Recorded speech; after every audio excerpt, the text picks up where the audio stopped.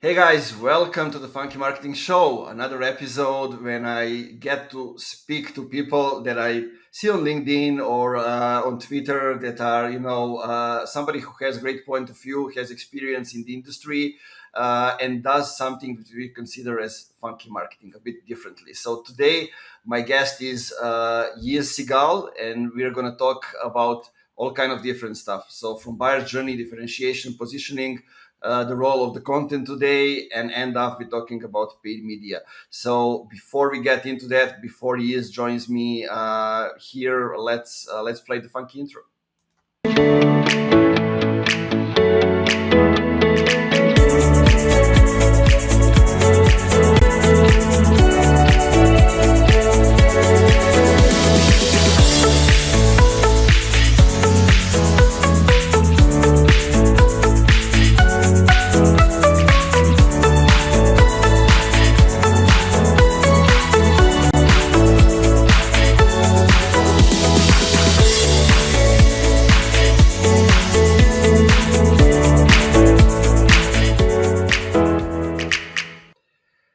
And welcome back.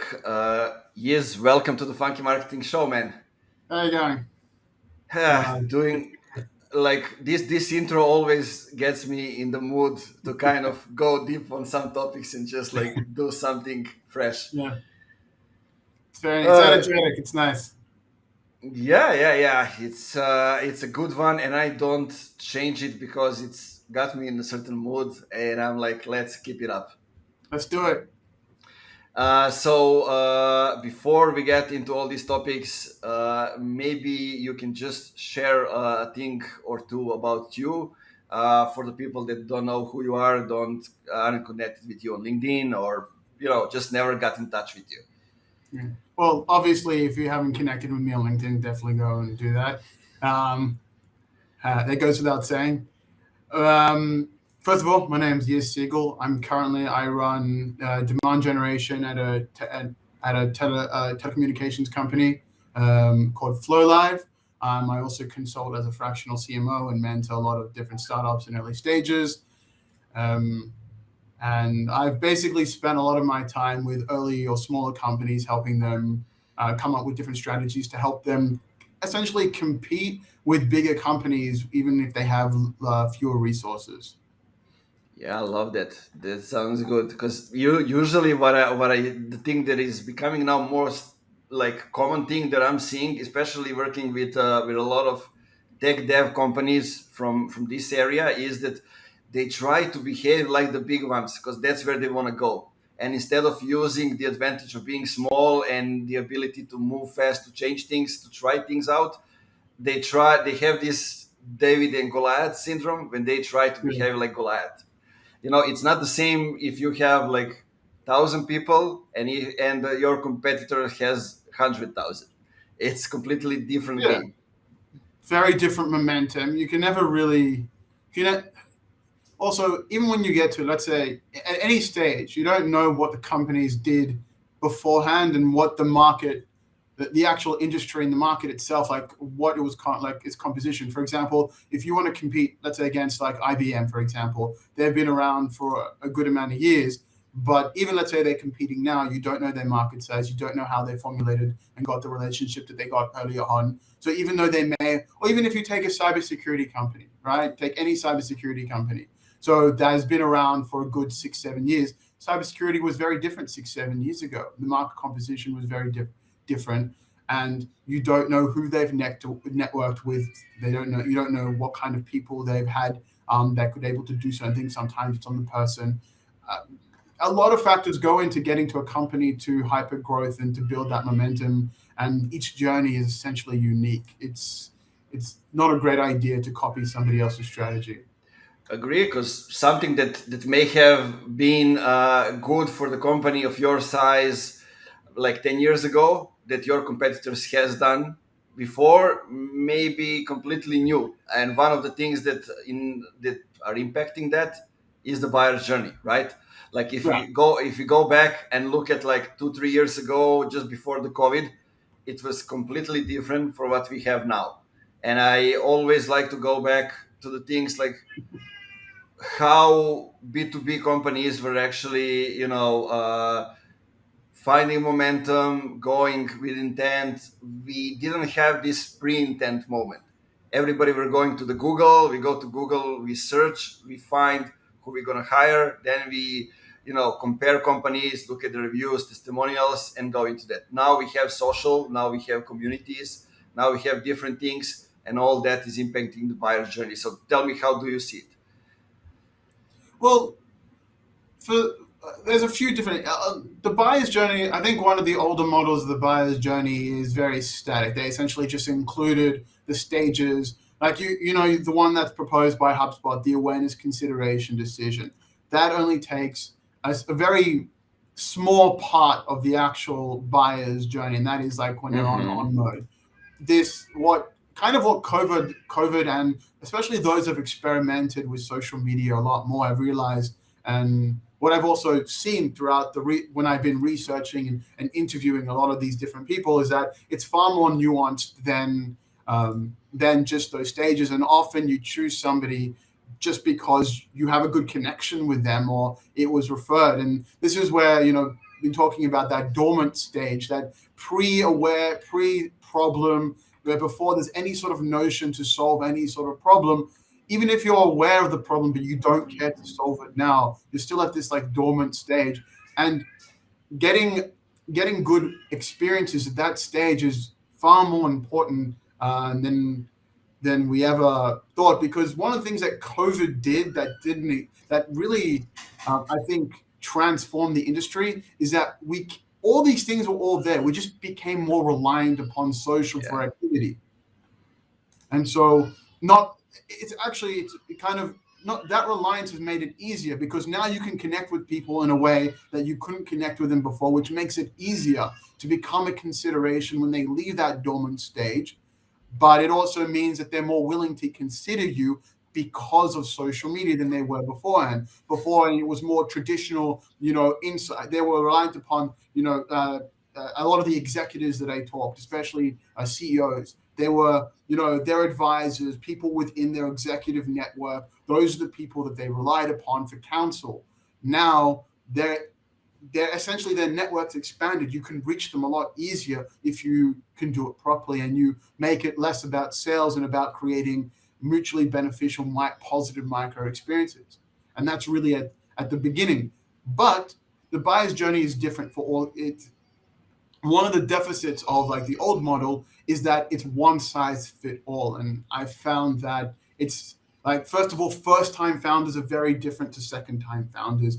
Agencies, if I wanted to sell to you, it would be very different if I wanted to sell to a corporation, right?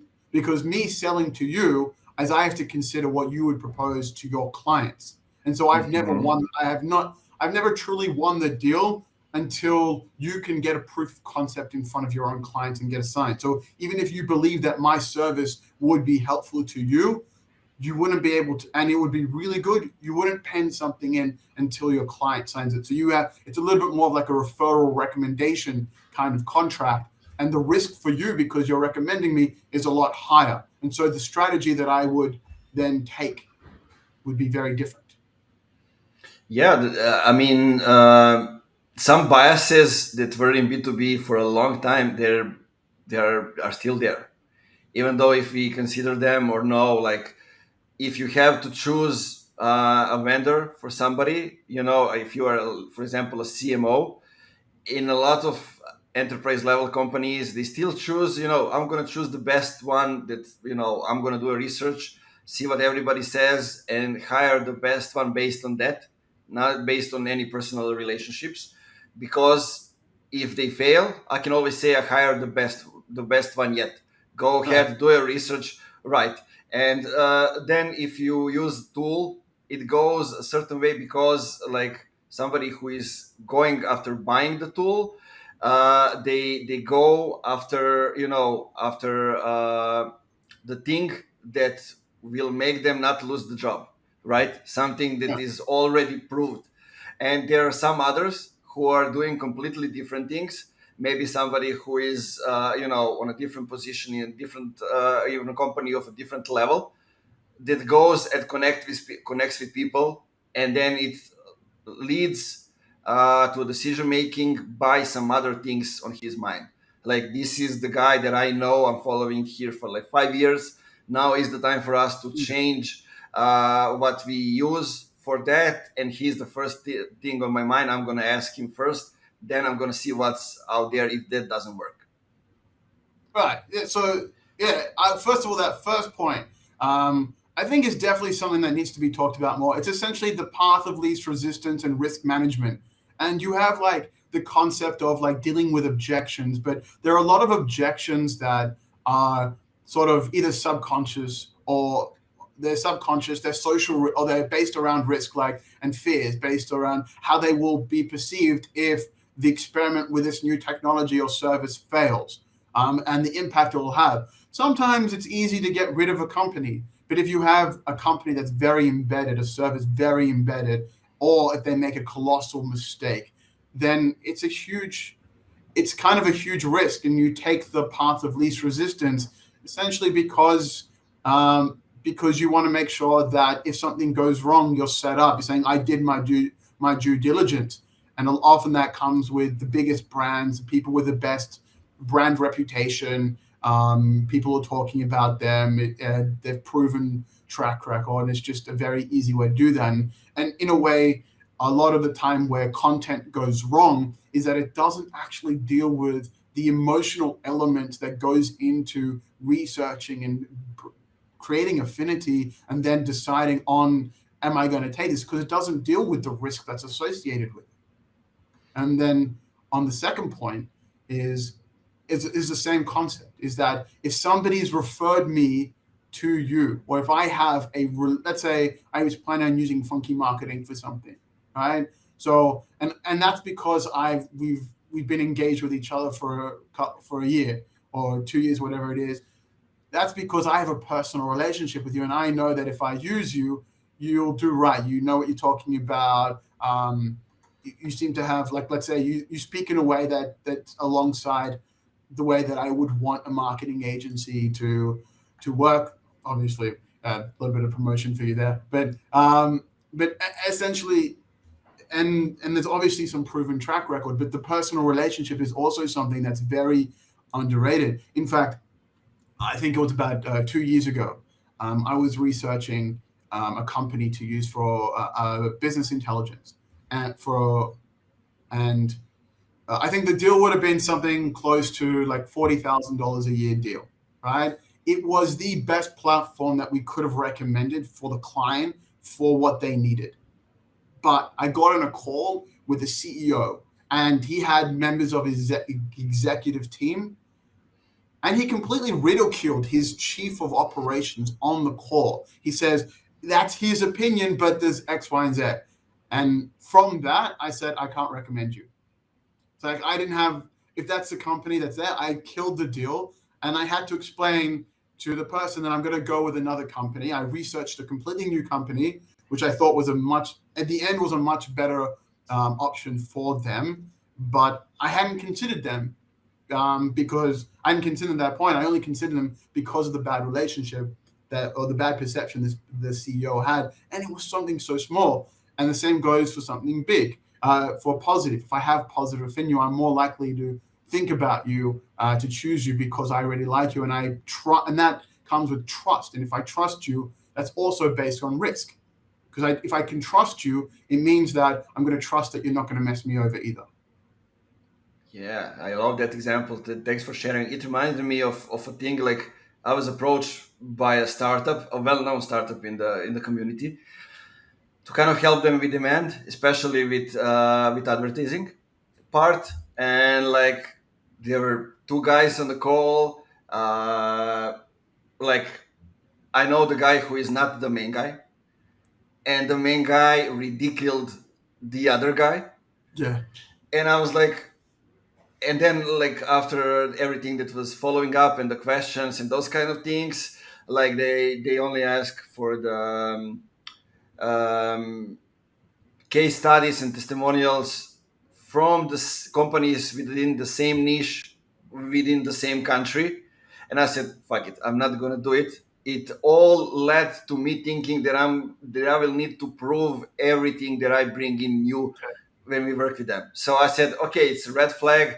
I still consider you a good guys, but it's a no for me. So Yeah, this is also like, even if you're doing a SaaS company, I'm sure you feel the same. You know, you've had the same experiences, that the value, like, obviously there's a technology, and the technology has to work. That's basic expectation.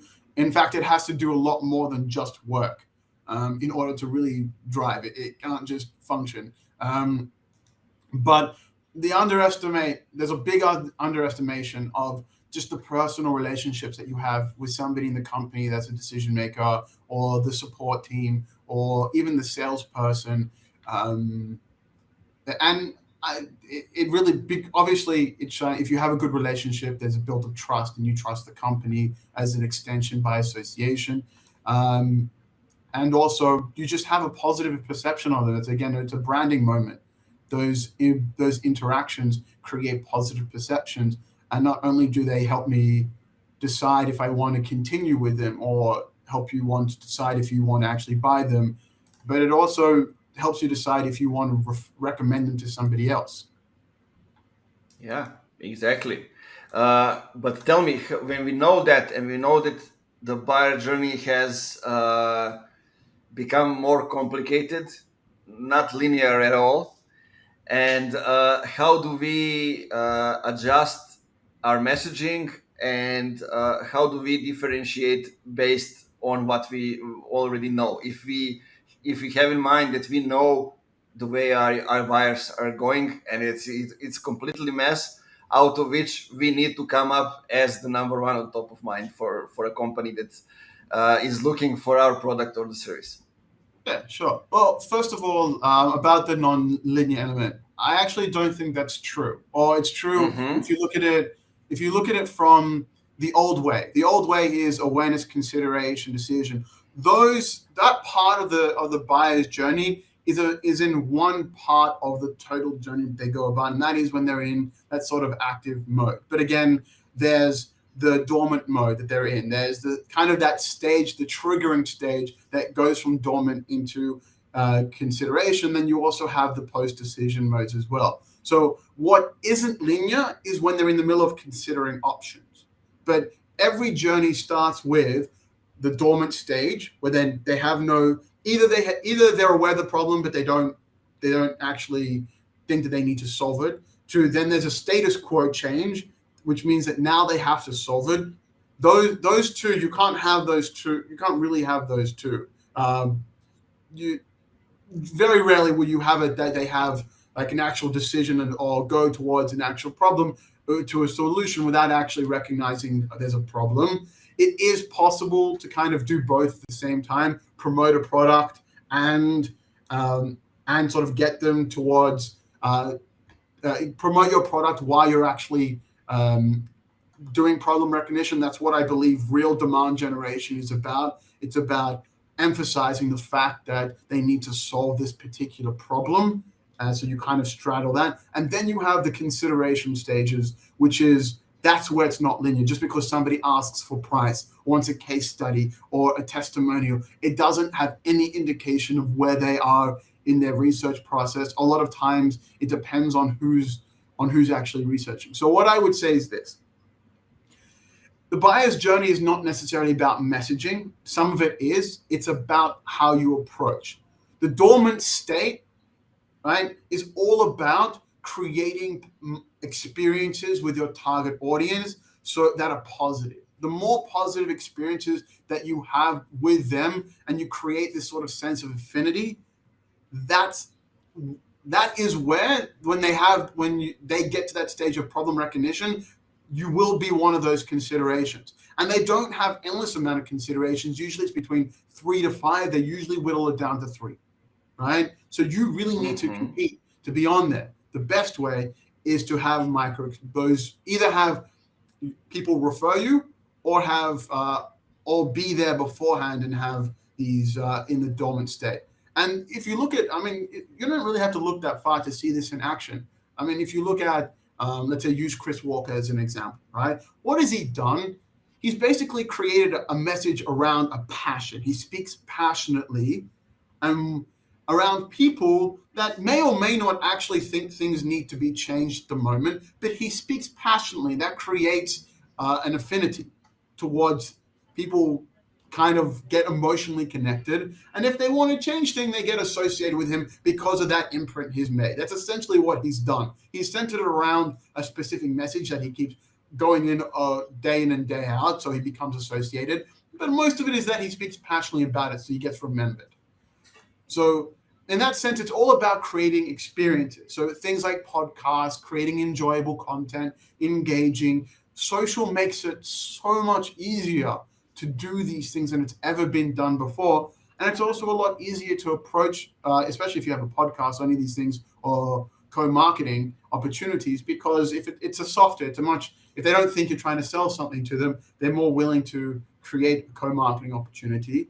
And you've built an actual relationship with your target audience. So that's what you would do at the first, right? The dormant state is that status quo change is really depends on what it is, on what happens, and that's kind of where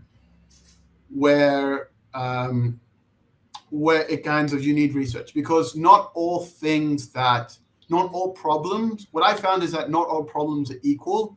But let's say, I'll give you an example. Right now, we're looking at an outreach tool to use to sort of centralize our outbound activities, right? Now, even though that's the reason why we're doing it, but now that I have that problem that I want to solve, there's a whole collection of other secondary elements that if my tool doesn't have these things, I'm not going to consider it, right? So if I go after those things, if somebody came up to me and goes after those things, it's nice, but it's not the core reason why I'm actually solving the problem. That's where job's to be done. I have to focus around what is the core trigger that gets them over that edge, and then what are those secondary elements that get bundled within. And so that would essentially be the message at that stage, to try and really get down to what is the main reason why that trigger happened. And then when we go into the research over there, a lot of things we will discover are not something that we can change, but we need to be aware that they are happening and resonate with our messaging around it. For example, like they had a contract with a company for like 5 years. Now it's time that they change it. Or a new person came into the company, they want to use that other tool, they are looking for a new tool. Or whatever it is, but with our messaging, we need to know exactly what's happening and communicate towards that goal. And then obviously you have the consideration stages, which is about understanding, starting off. First of all, everything has to be you have to give us simple. Simple doesn't mean dumbing it down. It means making it easy to consume. Right. So that's I think something that I was thinking a lot in the last 2 weeks, especially seeing some people on LinkedIn like dumbing it down, or even like when they tried to simplify it, they just dump it down and make it look like it's not readable. For example, create the post like a song talking about things like I cannot get out of the post to figure out what are you talking about.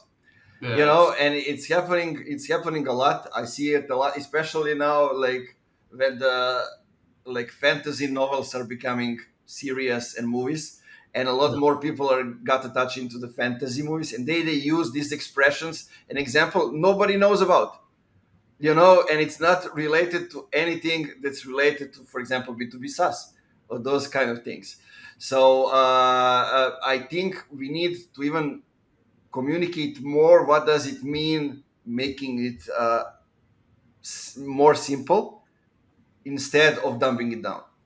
Well, dumbing it down means like essentially kind of the words that you use that are understandable by everybody, the grammar, short sentences, short paragraphs. Some of those stuff is good, not having like academic level articles generally, as like your sales message is definitely something is good practice. But if you're targeting engineers or people in operations or even people of any sort of sophistication, to dumb it down to a 5-year-old is essentially insulting, right? But also you miss out on the details that they care about. So you don't have to like hone in on the features and go into everything. What I've seen work the best, and you tell me what your experience is that if you create, and I think this works especially well if you based around the jobs to be done framework, is if you write it in a transformative way that you essentially bundle in everything that needs to be bundled in a way that not shows benefit, but shows how it transforms person from a state from having a problem and to having a problem solved. And in the way that it's supposed to solve it, but not just that it solves that particular problem, but also adds value to that state. So it has to be easy to use or whatever secondary elements come into the equation, but without limiting the detail. Yeah, I totally agree. I was laughing at one moment because like even now the AI writing tools has the option to dumb it down to a 5-year-old. Yeah. Actually that option exists and you can actually do it, but still it's not that simple. If you use the option and the outcome is what needs to be the outcome, it just simplifies it. It doesn't dumb it down. Even that option, it doesn't dumb it down. It just simplifies things so somebody can understand. Yeah. I honestly blame SEO for that, by the way. I think that there's the whole Fleisch reading test or any of those are all about like making it, they like have different scales of what grade you're supposed to be able to read it on. They give you positive scores the more like it's fit for younger people, and it's not reflective of reality. Agreed. But it's kind of interesting talking about SEO and value of content. So let's get into those things. I think it's kind of interesting one. I was talking about content with Erin Balsa a few months ago, and one thing that stood out for me out of that conversation is like there isn't enough of a big content, meaning research, meaning the content that really moves you with the right narrative and written really to change your mind from the beginning to the end. Or even like if we consider content the events, there's not a huge amount of the right events that are really like, aha, this is once in a lifetime experience. And I agree with her. I think there's a gap over there for that type of content. But let's go and overall talk about how do you see content today, and how is it changed from what it was like a year or two before, and how we used content. Do we use it differently? Well, content by large for at least the last 5 to 10 years has been run by a formula, right? Mm-hmm. And that's why you have so many, even events, regardless of what it is. There's essentially a winning, supposedly winning formula for all the different contents, and that's almost been like the content Bible for the last 10 years. Do you think it still stands? Are people still doing it, or we moved past that stage? I don't know, because you would think. I think there's a certain point where some of the people. I think there's like 3 different camps here. There's some of the people think that it needs to be changed, but aren't moving to change it. They either don't have the position or don't have the ability or the willpower to fight what the status quo, and so it ends up being the same. There are those that they just keep on. They still believe in the formula. It achieves what they want to achieve. Either they don't believe in content for content, or they just see it as something they need to do. And then you have those that really have not changed their mind. I would say that some people change their minds. I think a lot of people have never really believed in the old way of doing content. They just starting to be able to stand up for a better way of doing things. Yeah, I mean, a lot of people were just doing it because they were told to do so, right? Yeah, mostly. But it's also, they were told that It was basically a promise that was made, right? There was a promise made that if you do content, if you write content, and you bring traffic to your website, you will grow your business. That if you follow this formula and essentially we're talking, and this goes back to the buyer's journey. If you limit your content to that consideration, the considering option stage, awareness, consideration, decisions.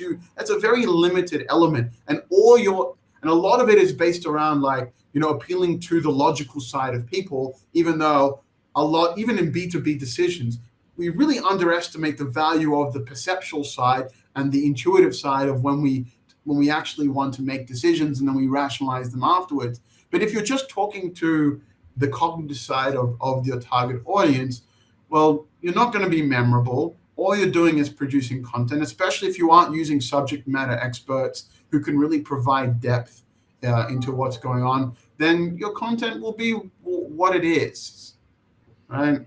But if you're focused in that area, then you'll always remain in that area. What I think, especially with this the growth of social and business, has allowed us to expand into using different areas. Podcasts have gone up a lot more. Social media, videos, networking, these kind of events, live events, all of these have grown over the last few years, and all of these are considered content that makes far greater impact at the earliest stages. And even if it's informative, it still creates far greater level of content because it's not a webinar, or because it's just informative, or because they come because they like you or because they like me. It has far more impact than the old style of content. Yeah, I totally agree. I mean, I'm looking back to 2020 when I got into the B2B space.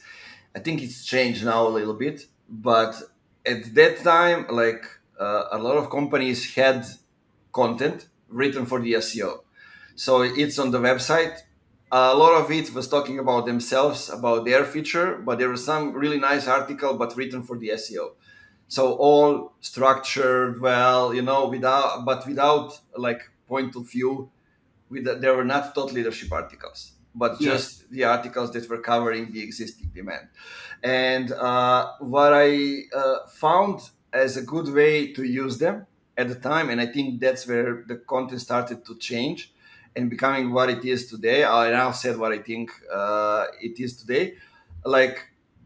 We were just reusing that content, adding a point of view by having interviews with the people, subject matter experts from the company, and then basically transforming it into the content that is consumable inside the social media feed or on some other platforms, like in the video format, in audio format.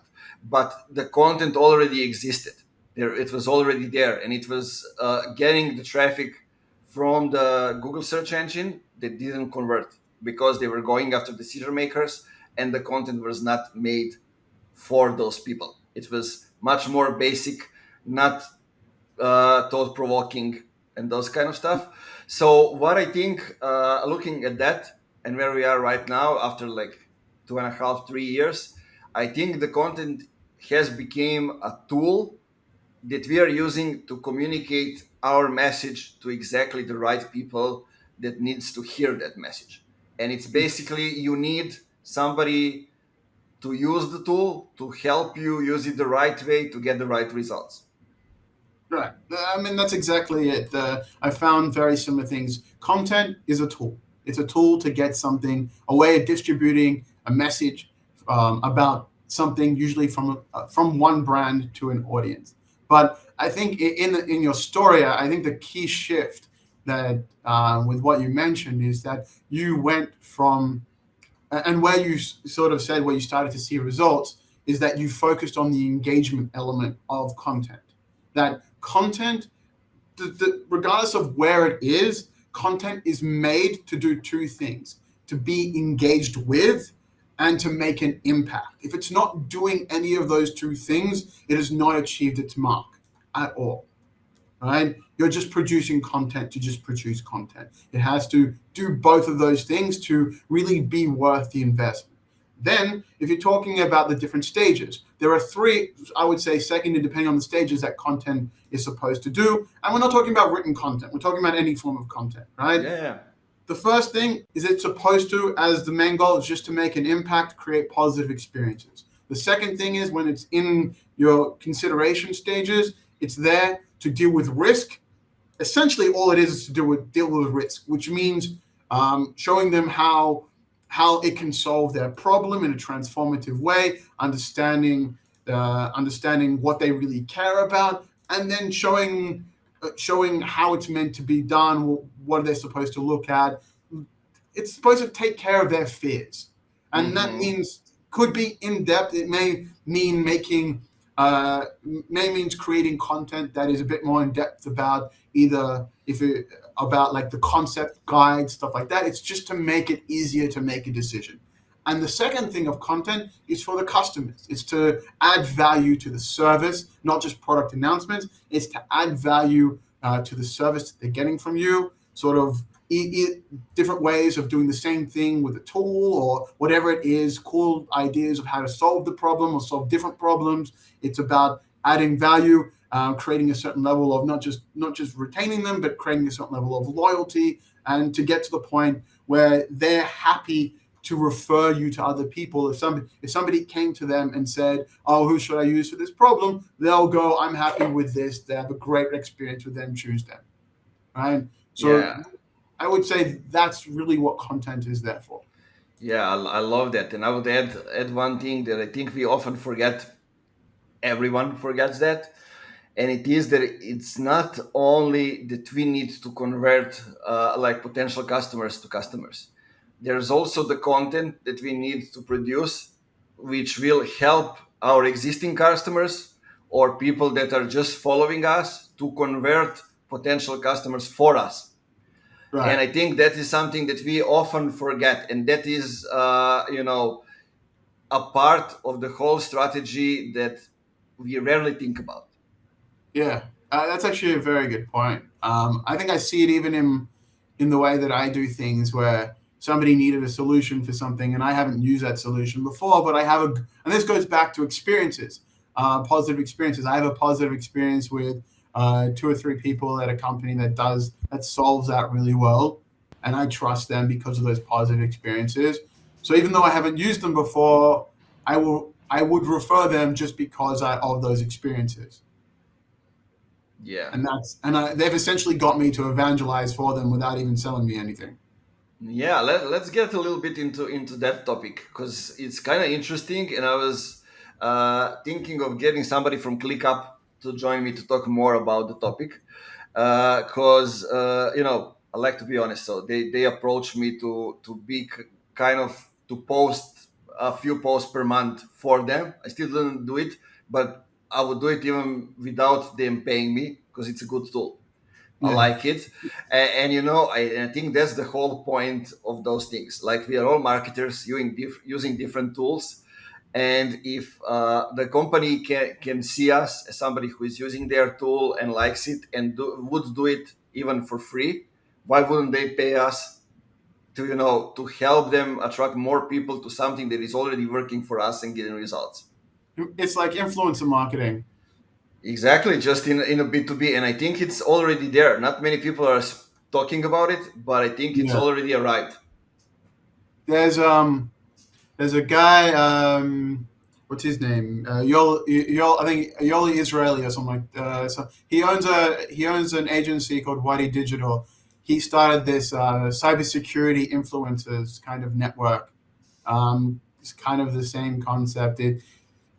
Influencers are growing within B2B, and I think that's a direct relationship that is directly impacted by social.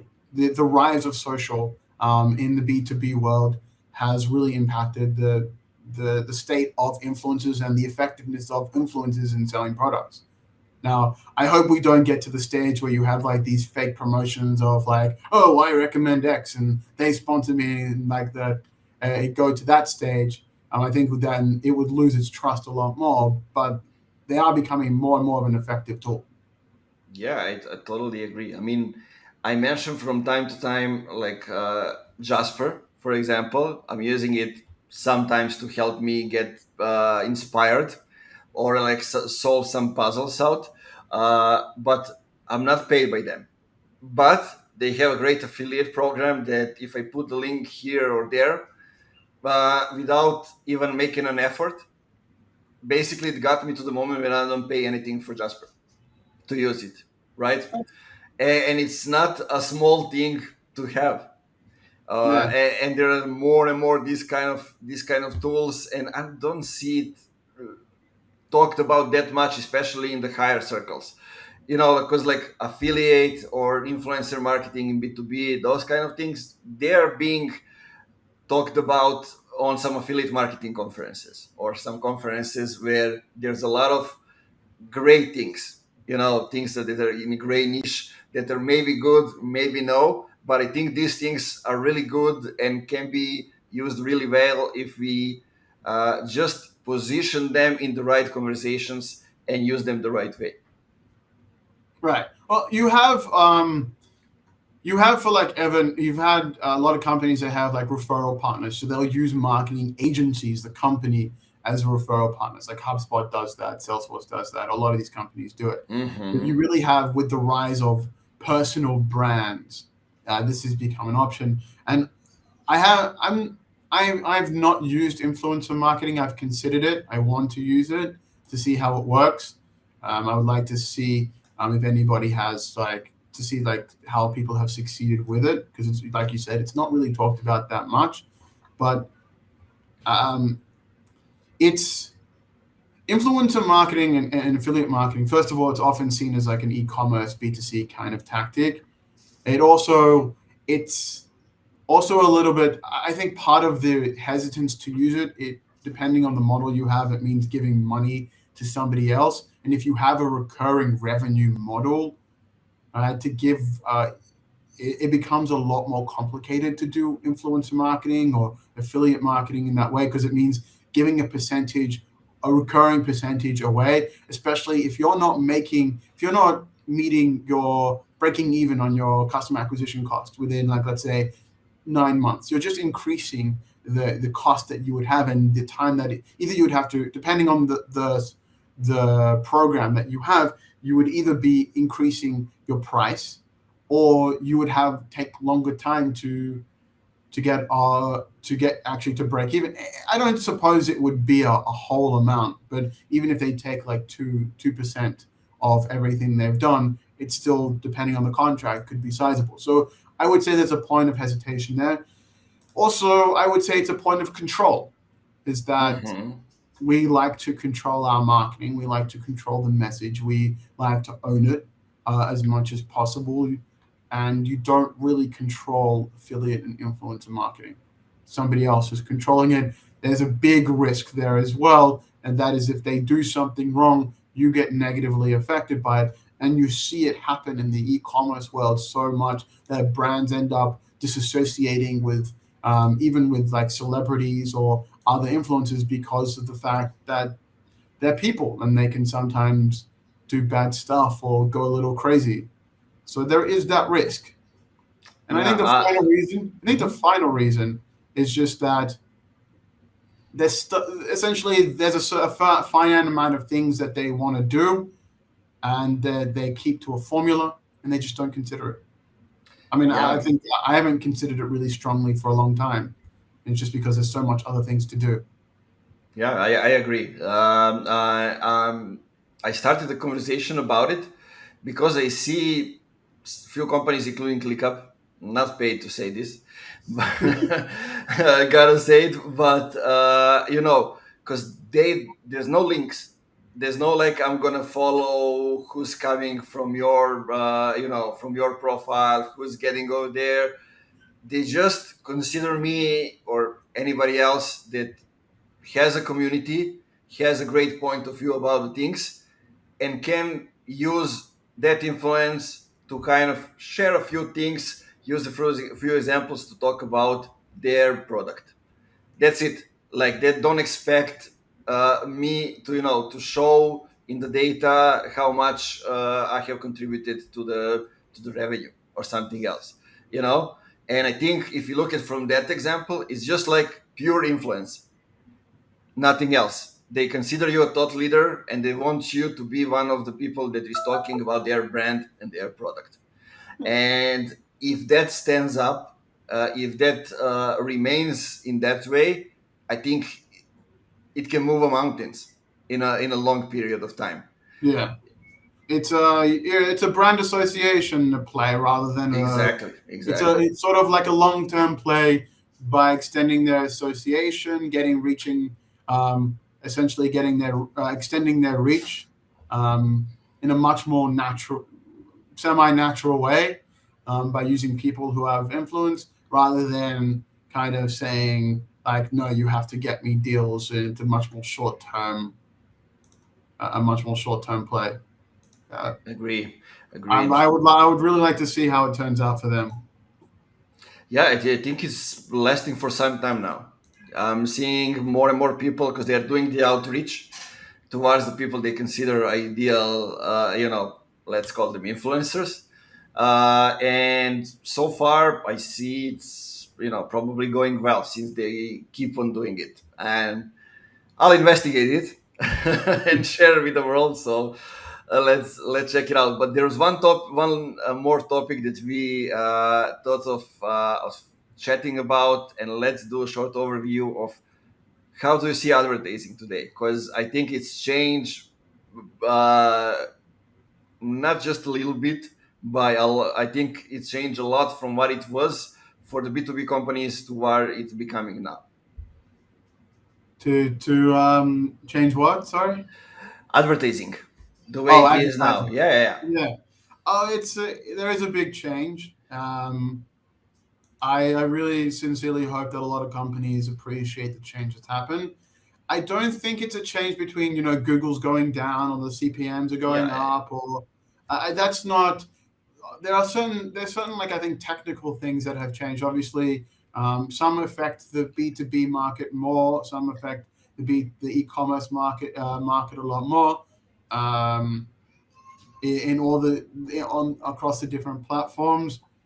Um, I think the biggest thing that has changed in advertising is just, well, digital advertising, its biggest blessing, that really why people did it, is just not just a level of control. It just allowed smaller companies, to really get their brand out there, or to actually drive business. Because if you went before digital advertising, if you're a small business, either you'd have to pay a fortune, or you'd be limited to your locale, to the walk-in traffic. And if you're a small business, you'd have to, maybe early days Facebook or whatever it is. It would be really hard to grow a small company. What digital advertising really did, is that it allowed companies of any shape to actually put in a fight and compete. Right? But what it's made is that you have to, if you don't have a budget, if you don't have a high enough budget, you have to be craftier about what you do, but you can still fight. What has changed is essentially those bottom of the funnel keywords that everybody was going after. They've become expensive to the point where, if that's all you're doing, you are going to be spending, even if you win deals, right, with that, you are still going to be spending way more than you have to, and way more than it's worth to actually doing. The other thing that it's done is it's brought in an era of micro testing, right, for micro results as well. Because if you change something here, you change something there, like a word here, a word there, it doesn't really, it won't really strategically impact you. But what you can use it for, if you really want to use it properly, is you can change your entire message, test different ads with completely different messages, and see how that works. One of the things that I've seen change is, because of that focus, and everybody's competing on those bottom of the funnel, is that there's the opportunity is for people that want to look at paid media as also as a content distribution channel. Because Yeah. if you're going after whatever platform you're going after, is that essentially you're creating that impact before you are actually going, you're going for that high intent. And not only that, you have far more chance of getting that high intent conversion and much cheaper because you had that impact, or even them coming organically to you because they've had impact. And I would say I spend probably about 60 to 70 of my budget trying to figure out, and I'm still trying to figure this out a lot, is just finding the best ways to bring meaningful engagement to the website, distributing content through paid media as much as possible. And then I go and those people that have actually meaningfully engaged, and when I say meaningfully engaged, I actually have a conversion that's based around scroll depth and time. So I'm actually measuring, to the best of my ability, have they actually even skimmed the content piece or watched that video. And that's what I would consider a conversion for those. And for those people, it's a lot easier to actually increase. And I've seen the results go from, I think the company that now we had basically no high intent leads coming from paid media. And now, and I think in the last month or two, we started getting at least, I would say around maybe 10, 15 a week, and about 25 to 30% of them convert into pipeline. So, and that's all through sort of going through content first. So I kind of see that's where paid media has more of its role. And again, it's not about brand awareness, it's about creating that impact. Yeah, I totally agree. And it's not only like consuming on the website, it's also consuming in the feed. Now you have a chance to give people a chance to consume the content in the feed. And then you measure the impressions. Because if you go after the small target group, narrow group of of accounts that you want to target specific people in specific positions, and you can confirm that they are consuming the content, then the same thing happens as the thing that you saw happening on the website, because that's another proof that they are consuming content. And then you just need to wait. If there is the right content, the right people, you just need to wait for decision making to happen. We can call it dark funnel, but something that's happening inside the company, how the conversations are going. They can go from below to up, or they can go to the top down, but it doesn't matter. Somebody will come and convert. It can be the decision maker. It can be somebody who will, for example, use the tool that went from bottom, had a conversation, and like CFO is coming to pay. You don't know how it's going. There are a lot of possibilities, but what you can know and what you can do is you can make sure that the right people are consuming and really engaging with your content. Right. Content is made to be engaged, and any channel that you use, the best channels that you can use to make sure that it happens, you should do it. There's no reason why not to. And I think this is going back to a little bit the previous topic on content and its role, but if you move away from this kind of desperate, I need to get this sort of desperation of I need to build pipeline as fast as possible, which kind of forces you to go into a lot of short-term tactics that aren't really scalable and don't last over, like they maybe work for 6 months, 10 months, whatever, but usually not longer than that. But once you start shifting the mindset that content is made to be engaged, you also change the way that you approach even advertising your content. Because let's say you have, I'm not opposed to gated content. I'm really not. I think there's a time and place for it. And if you're producing good quality content, then having a gated piece could actually positively impact, so long as you don't ask for too much and it actually gives a lot of value. But let's say you do have a gated piece of content, right? And you want to send it to somebody. If you're focused, but there's two ways of looking at it. If you're looking at that gated content as a lead generator, even if you're not like abusing it, if you're not abusing the system, you're saying, this is a lead generator who's in my system. I'm still going to wait till they show signs of explicit intent before I approach them, or essentially high implicit intent before I approach them. That's fine. But I do want to get if I do want to get the lead gen from them, if my focus is that that sort of level of engagement that if I'm looking at it as a potential content, if I'm looking at it as, that this has to convert into something now or it's worthless, then the tactics that I choose and dramatically and drastically change from if I say, no, I just want people to read and like and this piece of content and that it should be meaningful to them, then it's a completely different way of even promoting that piece of content. And paid actually really does have a way of accelerating this and testing out different ways. I'll give you an example. I've been running this experiment recently where I took 2 pieces of blog content and I've been putting them on paid media, accelerating them quite a bit. And I chose 2 different types of messaging. One is a descriptor of the content, right, and kind of read more. And the other one is just something funny. We have one ad one of the things is about integrations, right? One of the content pieces is about integrations and messy integrations.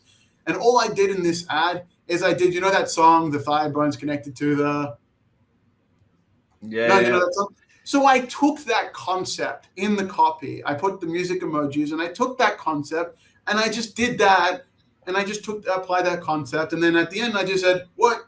This is supposed to connect to that. It was just something like humorous or fun. It was a very different way because my goal there is attention. My goal there is to get engagement. You can't get engagement if you don't get somebody's attention.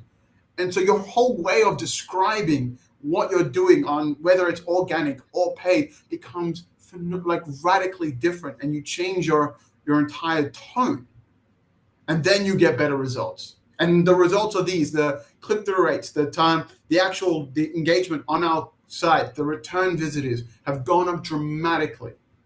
Even our click-through, even our CPC on this, and this is getting too tactical, but it actually is lower than what we were getting on Google, because we were doing this and it was effective, and it's been effective. Yeah, love it. I think we nailed it, because I think that's the biggest change that happened in advertising.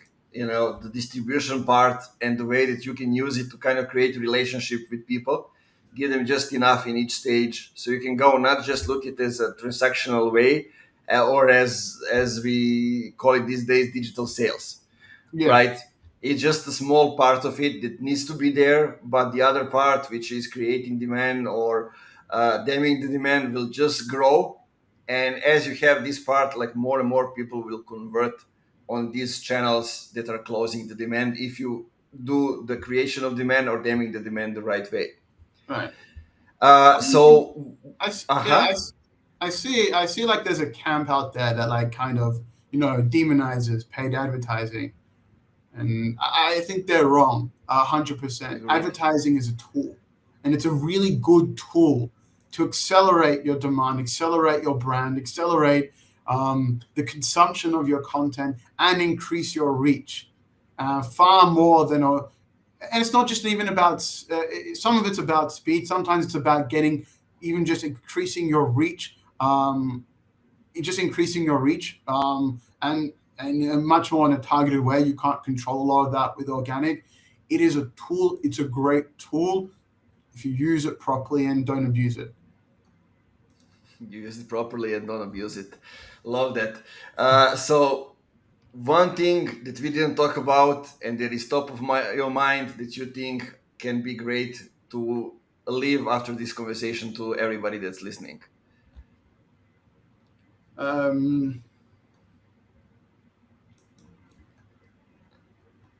I would say 2 things.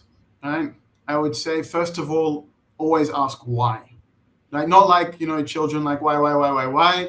I kind of question the reason why you're doing something and whether or not that will whether or not that thing will get you to where you want to go. Mm-hmm. And if it doesn't have a purpose, or if it's done for its own sake, then it's a waste of time.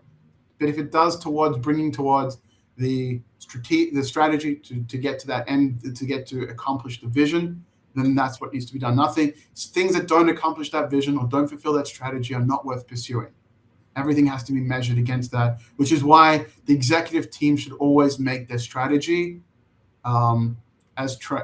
like basically convey that strategy to as many people in the company, especially everybody in their team, as much as possible, so that everybody can have that North Star and understand how it fits to the big picture.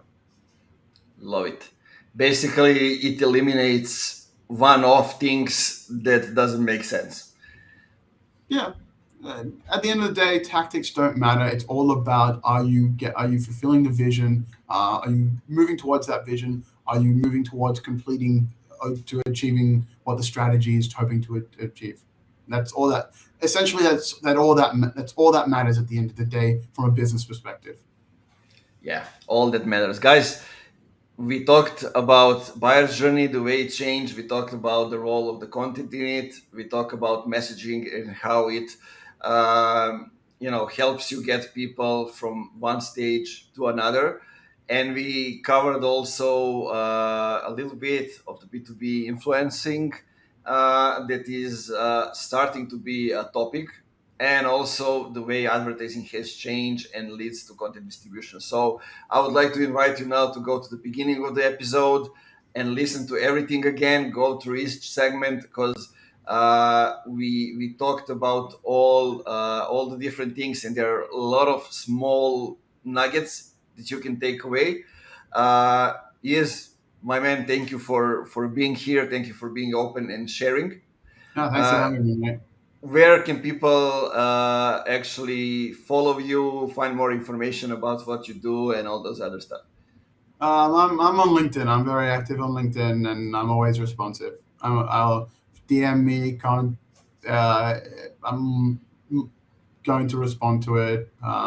I like connecting with people. I like chatting with people. So you can find me there. Yeah, guys, make sure that you say that you heard Yiz here on the Funky Marketing Show. Make sure to subscribe.